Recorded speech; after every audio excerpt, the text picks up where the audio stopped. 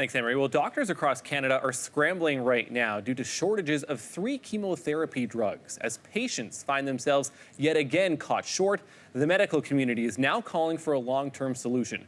Joining me with more is Dr. Gerald Battist. He's the director of the Segal Cancer Center at the Jewish General Hospital in Montreal. Good morning, Dr. Battist. First of all, let's start with this. These 3 chemo drugs that we're going to show to people too, what's causing this short supply of these drugs? Well, first of all, it's not only Canada-wide, it's North American-wide. And I want to begin by reassuring patients that there's no shortage for them today. There's no reason for people to panic. But there is a problem that's been going on for at least 5 years now, where the production of a variety of drugs has suddenly dropped and everything is on hold and back order.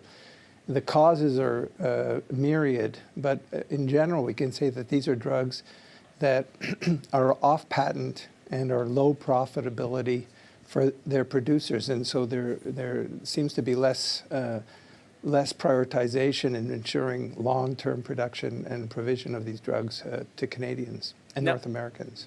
Now, would that be Health Canada that would be monitoring that too, or who would that, when it comes to the production of these drugs? Well, there are multiple levels. Health Canada, for sure, is monitoring this, and they've, in recent weeks, put out statements to reassure all of us that they're looking into this, and their job is to maintain standards for quality of medications available to Canadians. But then each province has buyer groups and provincial organizations that purchase the drugs and negotiates with the producers, and they also have a job to do. It appears as though each of these independent players do not have necessarily in their contracts provisions and penalties for suddenly running into short supply and making sure that there's a long-term provision of drugs. There are many, many reasons for this, and each one seems to be quite distinct. But obviously we think that organizations like Health Canada and the provincial governments have a role to play.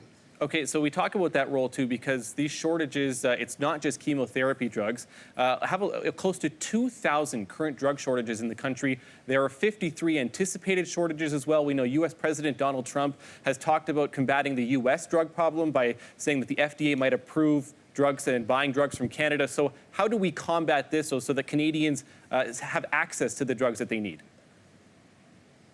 Yeah, I think Canadians have to take care of Canadians while always being, we always are concerned about our neighbors, but we have to first make sure that we have the drugs here. I've read the new Trump provisions, and it's unlikely that any of that will actually come to fruition.